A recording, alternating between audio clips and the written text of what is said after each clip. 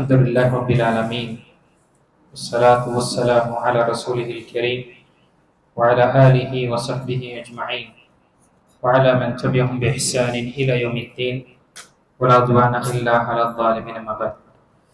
பிணைத்துக்குரிய அல்லாஹ் அடியார்களே, அல்லாஹ்வின் மாபெரும் கிருபை நாம் தொடர்ச்சியாக அஹதீஸுல் குத்ஸியாவுடைய பாடங்களை நாம் பார்த்து கொண்டு வருகின்றோம். இங்கு நேற்று குறிப்பாக முகஸ்துதி மற்றும் புகழுக்காக செய்யக்கூடிய அதனுடைய விளைவும் அதனுடைய பாதிப்பை பற்றிய நாம் பார்த்தோம். இப்போ நேற்று அந்த நேரம் இல்லாத காரணத்தினால இதனுடைய சிகிச்சை என்ன செய்வது என்று நான் தெரியப்படுத்தவில்லை. இப்போ இது பொதுவா எல்லாருக்கும் ஏற்படுவதுதான். மனிதன் முதல் கட்டத்தில் செய்யும் பொழுது அவன் இஹ்லாஸோட நிலை செய்யக்கூடியவனாக இருப்பான். ஏதோ விஷயம் அவனுக்கு இந்த முகஸ்துதியுடைய நிலை ஏற்படுத்தும். இது மனிதனுடைய நிலை.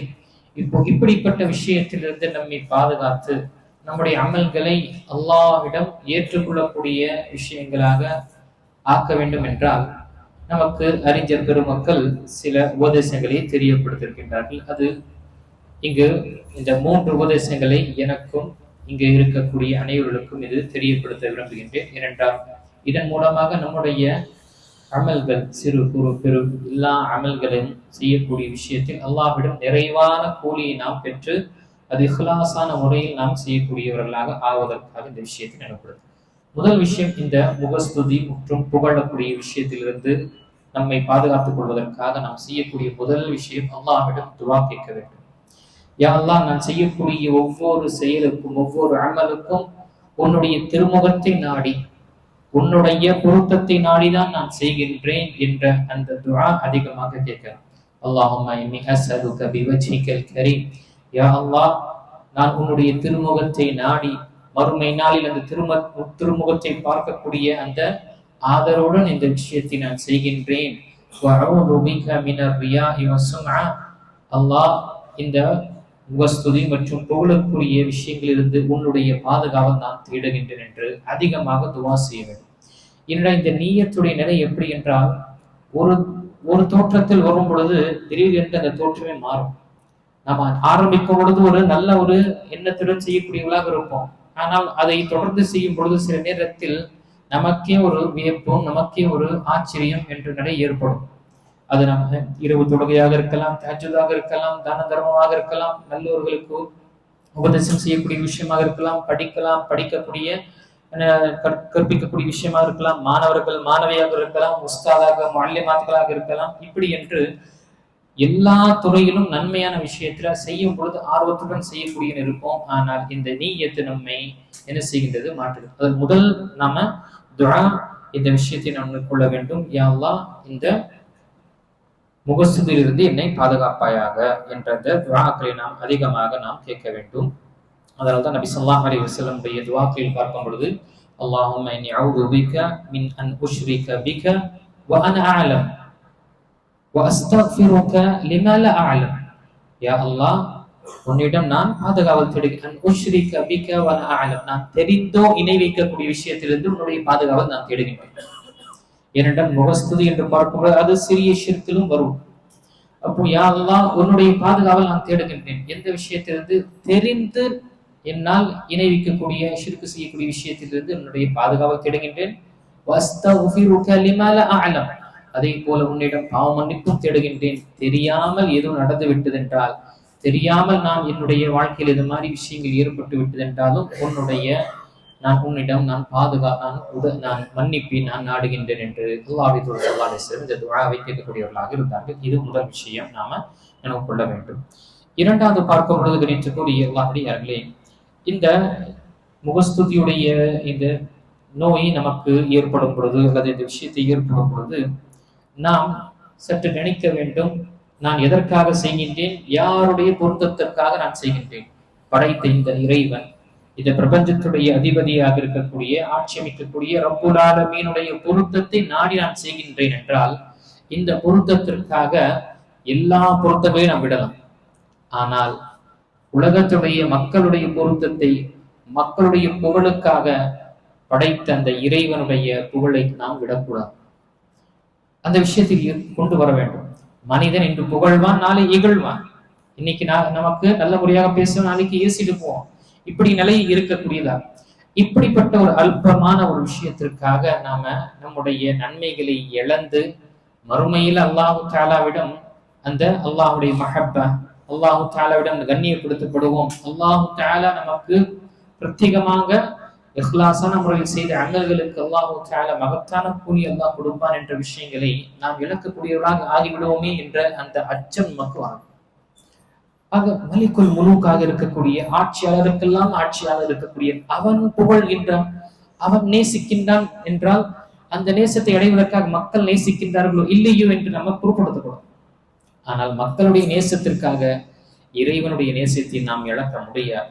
மக்கள் கண்ணியப்படுத்துகின்றார்கள் என்பதற்காக இறைவன் நமக்கு கண்ணியப்படுத்தக்கூடிய அந்த விஷயத்தை நாம் இழக்க முடியாது. அப்போ நமக்கு இந்த இரண்டாவது நிலை எப்பொழுதுமே நாம் இந்த விஷயம் நமக்கு ஏற்படும் பொழுது மக்கள் பார்த்தாலுன்னா பார்க்காவிட்டால் என்ன சொன்னாலும் சரி, என்னுடைய இறைவன் என்னை கண்ணியப்படுத்துவான், என்னுடைய இறைவன் என்னை பொருந்தி கொண்டானா, என்னுடைய இறைவன் என்னுடன் சந்தோஷமா இருக்கின்றானா என்ற அந்த நிலை நமக்கு ஏற்படும் பொழுது கண்டிப்பாக நம்முடைய தொழுகையாக இருக்கட்டும், நம்முடைய எந்த ஒரு விஷயமாக பள்ளிவாசலுக்கு வரோம், தொழுகை நிறைவேற்றோம், குரான் ஓதுகின்றோம், மார்க்க கல்வி கற்பிக்கின்றோம் என்று இருக்கும் பொழுது யார் பார்த்தாலும் பார்க்காவிட்டாலும் சரி, என்னுடைய இறைவன் என்னை பார்த்து கொண்டிருக்கின்றான் என்ற எண்ணத்துடன் நாம செய்யும் பொழுது இந்த முகஸ்துதியுடைய விஷயங்கள், புகழக்கூடிய விஷயங்கள் என்று நமக்கு எந்த ஒரு பாதிப்பும் ஏற்படுத்தாது. மூன்றாவது நாம் பார்க்கும் பொழுது கணித்துக்குரிய அடியார்களே, இந்த முகஸ்துதியுடைய நிலையில் நாம் பாதிக்கப்பட்டோம் என்றால் இந்த நேரத்தில் பாதிக்கப்பட்டவர்கள் கொஞ்சம் அவருடைய உள்ளத்தை மறுபரிசீலனை செய்ய வேண்டும். ஹாசிப் நஃப்ஸ, நம்முடைய நஃப்ஸை நாம் என்ன செய்யணும், கொஞ்சம் அக்கவுண்ட் செய்யணும். எதற்காக இந்த விஷயத்துல நான் செய்திருக்கிறேன்? யார் மக்கள் பேச வேண்டும் என்பதற்காகவா, மக்கள் புகழ வேண்டும் என்பதற்காக நான் தொழுகின்றேன், நான் நோன்பு நோக்கின்றேன், நான் உரையாற்றுகின்றேன், நான் மார்க்க கல்வி கற்கின்றேன், நான் பள்ளிவாசலுக்காக தானம் தர்மம் செய்கின்றேன், இப்படி என்று மக்களுக்காக நான் செய்தேனா என்ற எண்ணம் நமக்கு வரும் பொழுது அங்கு மனிதன் என்ன செய்வான், தன்னுடைய உள்ளத்தை மறுபரிசீலனை செய்யும் பொழுது சீர்படுத்தக்கூடிய விஷயங்களாக இருக்கும். ஏனென்றால் நாம் விரும்பியது அனைத்துமே என்ன, இறைவனுடைய பொருத்தத்திற்காக, அவனுடைய பொருத்தம் தான். அப்படி இருக்கும் பொழுது இந்த விஷயத்துல பாதிக்கப்படும் பொழுது நாம் உடனே நம்முடைய உள்ளத்துக்கு நம் உள்ளத்திடம் அதை மறுபரிசீலனை செய்து கேட்கணும். எதற்காக நீ செய்தார், எந்த நோக்கத்திற்காக செய்தார்? இறைவன் பொருந்திக் கொள்ள வேண்டும் என்றுதானே செய்தார்.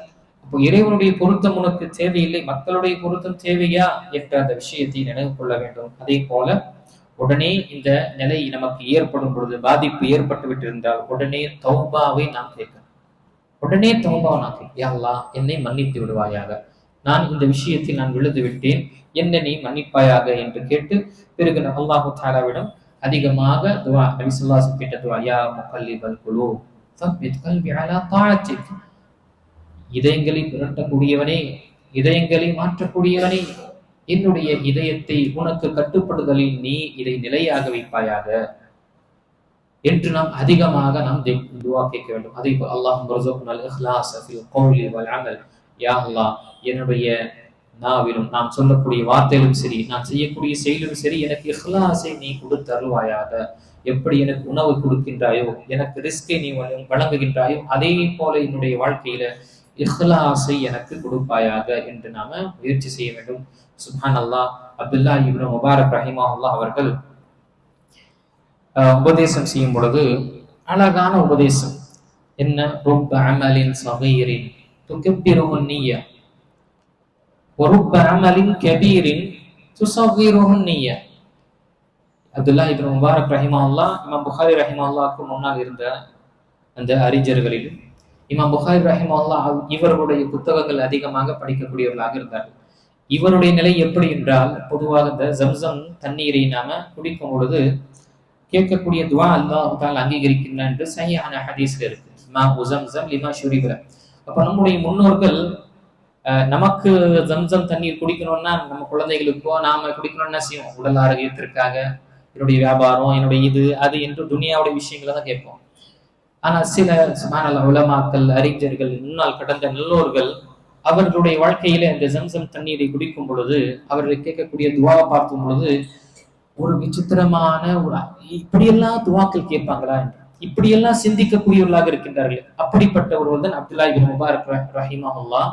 அவர் ஜம்சம் தண்ணீரை குடிக்கும் பொழுது அல்லாஹ்விடம் துஆ கேட்கின்றார், யா அல்லாஹ், மறுமை நாளில் மக்கள் அனைவரும் தாகத்தால் தவித்துக் கொண்டிருக்கும் பொழுது அந்த தாகத்திலிருந்து என்னை பாதுகாப்பாயா. சூரியன் உச்சியில் இருக்கும் பொழுது அங்கு மனிதன் வேர்வையில் முழுகி அவன் தாகத்தில் தவித்துக் கொண்டிருப்பான். அந்த தாகத்துடைய நிலையிலிருந்து என்னை மறுமையில் என்னை பாதுகாப்பாயாக என்று அவர்கள் கேட்டது.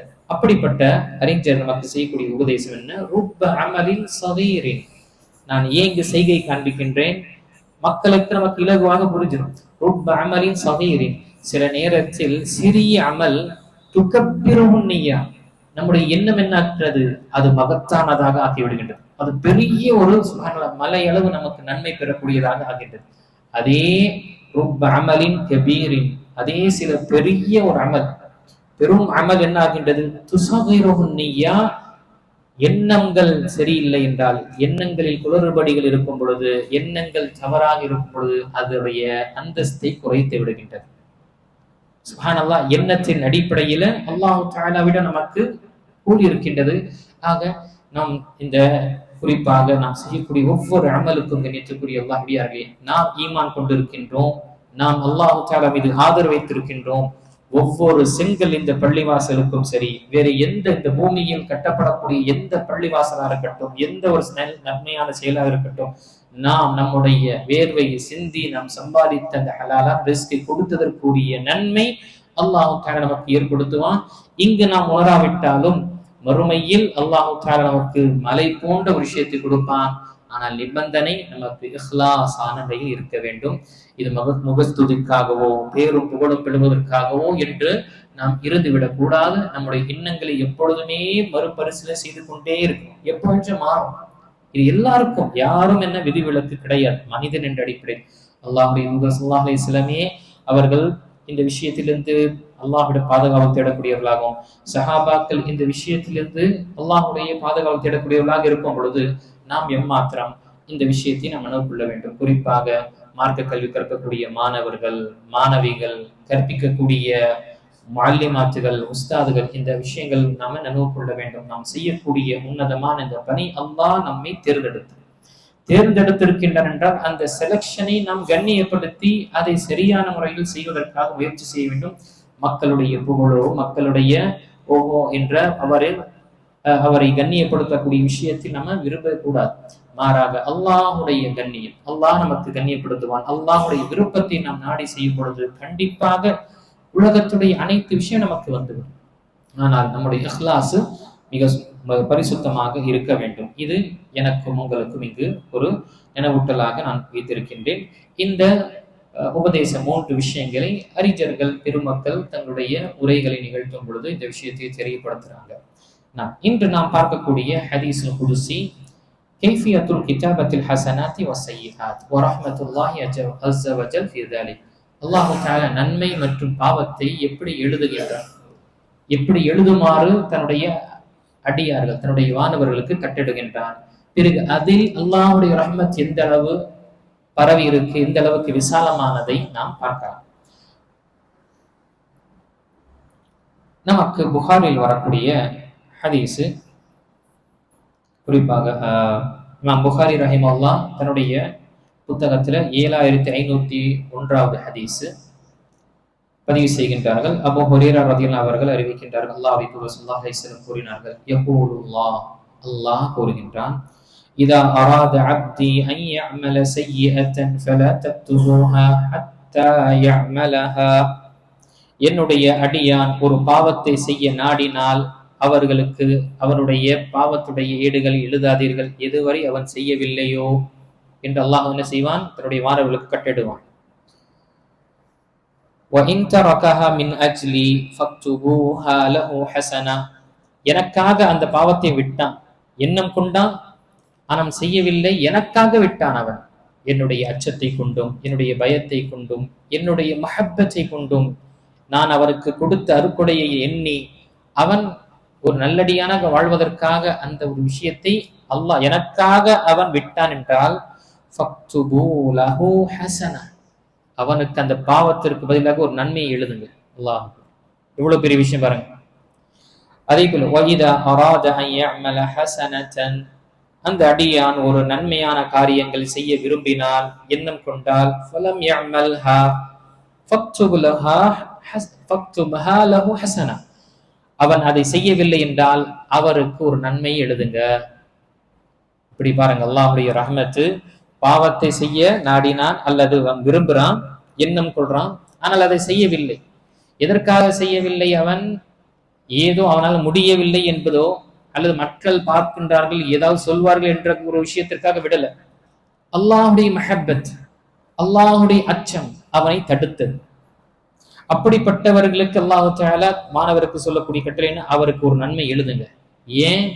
அவன் இன்னமா தரக்து மின் ஜர்ராஹி, என்னுடைய காரணத்திற்காக, எனக்காக அவர் அந்த பாவத்தை விட்டார், அதற்காக ஒரு நன்மை எழுதுங்க. இரண்டாவது, ஒரு நன்மையை செய்ய நாடினால் அல்லது அவர் எண்ணம் கொண்டாலே அல்லாஹ் தஆலா வானவர்களுக்கு சொல்லக்கூடிய விஷயம் என்ன? ஒரு நன்மையை எழுதுங்க. அவர் செய்யாவிட்டாலே ஒரு நன்மையை எழுதுங்க என்று சொல்லப்பட்டது. அவர் فَإِنْ عَمِلَهَا فَاكْتُبُوهَا لَهُ بِعَشْرِ أَمْثَالِهَا إِلَى 700. அவர் அந்த அமலை செய்து விட்டார் என்றால் அவருக்கு 10 மடங்கிலிருந்து 700 மடங்கு வரை அவருக்கு நன்மையை எழுதுங்க.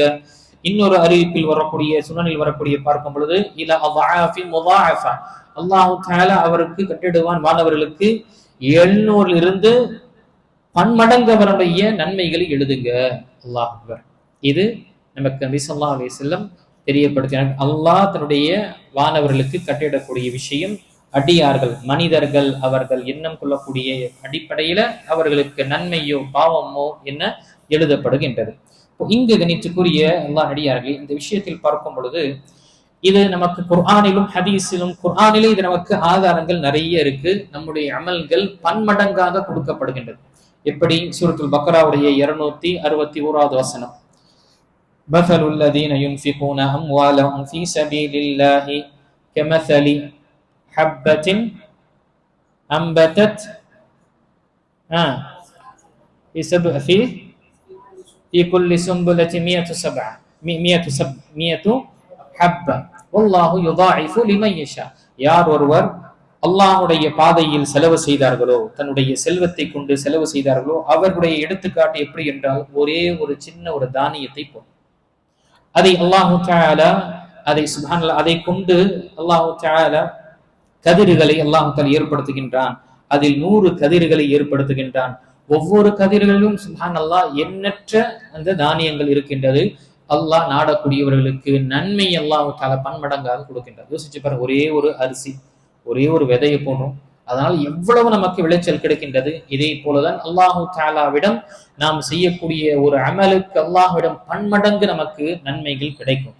மனிதன் இந்த உலகத்தில் சிறிது அளவு, சின்ன புகாரில் வரக்கூடிய ஹதீஸ்ல, ஒரு மனிதன் அல்லாஹுடைய பொருத்தத்தை நாடி சிறிதளவு சதக்கா செய்தாலும், அது ஒரு பேரித்தம் பழம் அளவு இருந்தாலும், அல்லாஹுடைய பொருத்தத்தையும் அவன் இஹ்லாசான முறையில் அல்லாஹ் அவன் தன்னுடைய வலது கரத்தில் அதை பெறுகின்றான். அல்லாஹ் தன்னுடைய வலது கரத்தில் அதை பெற்று உங்களில் ஒருவர் எப்படி ஒட்டக குட்டியை அல்லது குதிரை குட்டியை எப்படி நீங்கள் பராமரிக்கின்றீர்களோ, அதை மிக பதமாக அனைத்து விஷயங்களின் பாதிப்பிலிருந்து பாதுகாத்ததை வளர்க்கின்றீர்களோ, அதே போல அல்லாஹு தஆலா உங்களுடைய அமல்களை அல்லாஹு தஆலா வளர்க்கின்றான். எதுவரை என்றால் அது மலையளவுக்கு ஆகிவிடுகின்றது. மனிதன் அல்லாஹை சந்திக்கக்கூடிய அந்த நாளில் அவனுக்கு இதை முற்படுத்தும் பொழுது அந்த அடியான் கூறுவான், யா அல்லாஹ் அன்னலி ஹாதா, இது எனக்கு எப்படி கிடைத்தது? இவ்வளவு அமல்களை நான் செய்யவில்லையே என்று சொல்லும் பொழுது, இல்லை, இது உன்னுடைய சதக்கா, நீ முற்படுத்திய அந்த சதக்கா அது இஹ்லாசான முறையில் இருந்தது, அதை நான் பராமரித்தேன், அதை நான் சுப்ஹானல்லாஹ் அதை நான் பாதுகாத்தேன் என்று அல்லாஹ் தஆலா இந்த அளவுக்கு உனக்கு ஏற்படுத்தினேன் என்று ஹதீஸ், புகாரில் வரக்கூடிய ஹதீஸில் அல்லாஹ் தஆலா தன்னுடைய அடியார்களுடைய நன்மைகளை எப்படி பெறுகின்றான் பாருங்க. அல்லாஹ் அக்பர். நாம சில நேரத்துல சின்ன ஒரு ஏதாவது ஒரு தொகை கொடுக்கும் பொழுது யாசனம் செய்யக்கூடியவங்களும் வாங்க மாட்டாங்க, இருக்கா இல்லையா? சின்ன தொகை கொடுத்தாலும் மேல கீழே பார்ப்பாங்க யாசனம் செய்யக்கூடியவங்க. ஏன்னா இப்பொழுது ட்ரெண்ட் அப்படி ஆயிடுச்சு. இந்த காலத்துல 10 காசு 4 அண்ணா 5 அண்ணா கொடுத்தாலே என்ன ஒரு பெரிய ஒரு புண்ணியமா போவோம்னு சொல்லிட்டு போவோம். இப்பொழுது 5 ரூபா கொடுத்தா கூட என்ன செய்யறாங்க, மேல கீழே பார்த்துட்டு ஒரு மாதிரியாக சொல்லிட்டு போகக்கூடிய நிலை இருக்கு. ஆனா சுப்ஹானல்லாஹ், அல்லாஹு தஆலாவிடம் நாம் கொடுக்கக்கூடிய ஒவ்வொரு தானமும், அவருடைய பாதையில் செலவு செய்யக்கூடிய ஒவ்வொரு விஷயத்தையும் அல்லாஹ் அதை கண்ணியமாக தன்னுடைய வலது கரத்தில் பெறுகின்றான் என்ற ஹதீஸ்கள் இருக்கு. அவன் தன்னுடைய வலது கரத்தை அதை பெறுகின்றான். எந்த அளவு பாருங்க, கண்ணியமாக அதை பெற்று அதை வளர்க்கின்றான். மலை அளவுக்கு அந்த மடியனை கொடுக்கின்றான். இது பெரிய ஒரு பாக்கியம், அல்லாஹ் நமக்கு கொடுத்த விஷயம். இந்த சிறப்பு கணித்துக்குரிய அல்லாஹ் அடியார்களே, இந்த சிறப்பு இந்த உம்மத்தினருக்கு தான் இருக்கு. இதற்கு முன்னால் சமுதாயத்திற்கு எண்ணம் கொள்ளக்கூடியவர்களுக்கு நன்மை எல்லாம் எழுதப்படாது. நபி ஸல்லல்லாஹு அலைஹி வஸல்லம் ஹஸாயிஸ்கள், அவருடைய சிறப்பம்சங்களில் ஒன்று, ஸ்பெஷல் விஷயத்துல ஒன்று என்ன, அவருடைய உம்மத்தினர்களுக்கு அவர்கள் நன்மையான விஷயத்தை எண்ணம் கொண்டாலே அவர்களுக்கு நன்மை எழுதப்படும். அவர்கள் அதை செய்து விட்டார்கள் என்றால் அல்லாஹ் தஆலா அவர்களுடைய இஹ்லாஸும் அவருடைய அந்த முயற்சியின் அடிப்படையில அதை முழுமையாக நிறைவேற்றியின் அடிப்படையில 10 700 பல மடங்கு அல்லாஹ் தஆலா அதை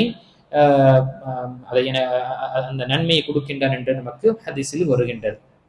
அப்போ இங்கு நம்முடைய ஒவ்வொரு தானம் தர்மம் இருக்கட்டும், ஒவ்வொரு அமல்களாக இருக்கட்டும், ஹசனா என்று சொன்னால் இங்கு என்ன கிடையாது, தானம் தர்மம் மட்டும் கிடையாது, எல்லா விதமான நன்மைகள் நாம் செய்யக்கூடியது சுப்ஹானல்லாஹ், அல்ஹம்துலில்லாஹ், அல்லாஹு அக்பர் என்று சொல்லக்கூடிய விஷயம்.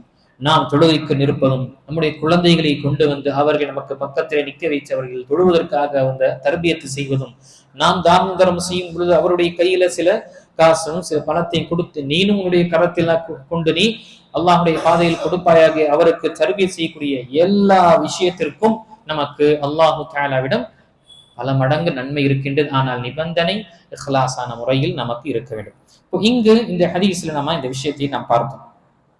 இப்போ இங்கு பாவங்கள் செய்யக்கூடியவன் பார்க்கும் பொழுது, யார் ஒரு பாவத்தை செய்ய விரும்புகின்றார்களோ அவருக்கு அமல் செய்யாதவரை அல்லாஹ் தஆலா அந்த பாவம் செய்யாதவரை எழுதுவது கிடையாது.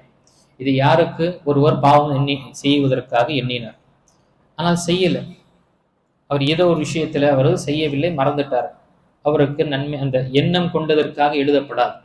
அவர் பாவம் செய்யவில்லை, எழுதப்படாது. ஆனால் ஒரு மனிதன் பாவம் செய்ய வேண்டும் என்று எண்ணி அல்லாஹ்வுடைய அச்சத்தை கொண்டு அவன் விட்டான் என்றால் அதற்கு நன்மை எழுதப்படும். ஏனென்றால் விட்டது அல்லாஹ்வுடைய அச்சத்திற்காக. எப்படி அந்த 7 சாரார்கள் அரசுடைய நிழலில் அடைக்கலம் பெறுவார்கள் என்று சொல்லும் பொழுது அதில் ஒரு வாலிபன் அவன் சொல்லும் பொழுது, யா அல்லாஹ், என்னுடைய உறவினரில் ஒரு பெண் இருந்தால் நான் அவளை அதிகமாக நேசிக்கக்கூடியவனாக இருந்தேன், அவளை நான் அடைய வேண்டும் என்று நான் விரும்பினேன். அவளுடைய சிரமமான நேரத்தில் சந்தர்ப்பத்தை பயன்படுத்தி கொண்டு அவளுடைய உதவியை செய்து, பண உதவியை செய்து என்னுடைய விருப்பத்தை நான் பூர்த்தி செய்து கொள்ள வேண்டும் என்று நாடினேன். ஆனால் அந்த நேரத்தில் அவள் அல்லாஹை அஞ்சிக் கொள்வீளாக என்று வரம்பை மீறி வேண்டாம் என்று அவர் என்னை நினைவுபடுத்தும் பொழுது உடனே, யா அல்லாஹ், உன்னுடைய பொருத்தத்தை, உன்னுடைய அச்சத்தினால் அதை விட்டு விட்டேன், இதை நீ பொருந்தி கொண்டா என்றார்.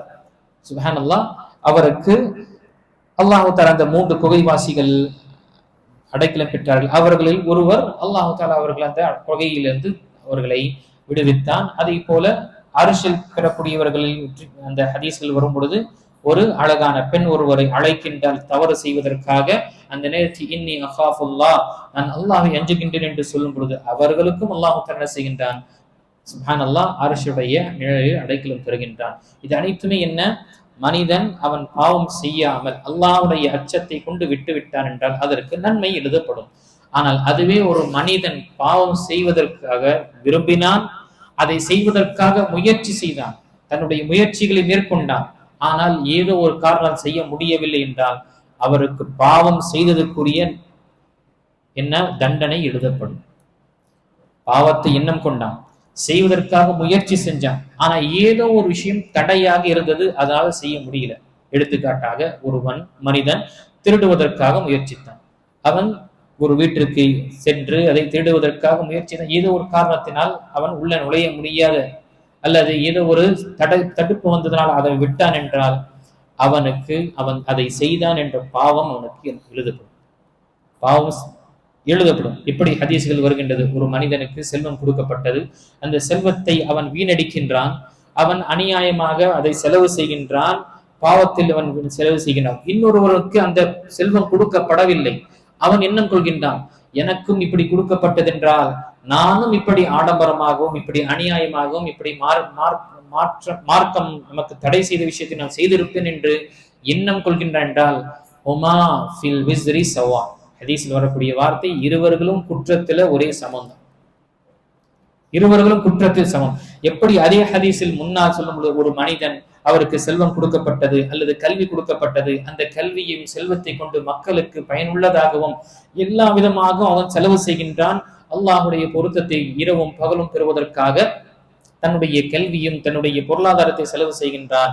அதே இன்னொருவருக்கு கல்வி கொடுக்கப்படவில்லை, அவனுக்கு செல்வம் கொடுக்கப்படவில்லை, அவனும் எண்ணம் கொள்கின்றான், ஆஹா எனக்கும் அல்லாஹ் இதை கொடுத்திருந்தான் என்றால் நானும் இப்படி நன்மையில் நான் என்னை அதிகப்படுத்திக் கொண்டிருப்பேனே, நானும் இதை செய்திருப்பேன் என்று எண்ணும் பொழுது அவருக்கும் அல்லாஹு தஆலா என்ன செய்கின்றான், செய்ததற்குரிய நன்மை அல்லாஹு தஆலா அவர்களுக்கு எழுதுகின்றான். ஆக இந்த விஷயத்தை நாம நினைவு கொள்ள வேண்டும். நினைக்கக்கூடிய அல்லாஹுடைய இவ்வளவு இப்போ இந்த விஷயத்தில் நாம நினைவு கொள்ள வேண்டும், நம்மை படைத்த இறைவன் இவ்வளவு விஷயங்களை நமக்கு விசாலப்படுத்துறான். ஒரு நன்மையை எண்ணக்கூடியவர்களுக்கு உனக்கு நன்மை எழுதப்படும், அதை நீ செய்து விட்டாய் என்றால் 10 700 700 பன்மடங்கு உனக்கு அதிகரிக்கப்படும் என்று சொல்லிவிட்டும் அல்லாஹ் பாதுகாக்க வேண்டும். ஒரு அடியானுடைய பாவங்களுடைய ஏடுகள் கனமாகி விட்டதென்றால் அவனை விட ஒரு கை சேதம் அடையக்கூடியவன் யாராக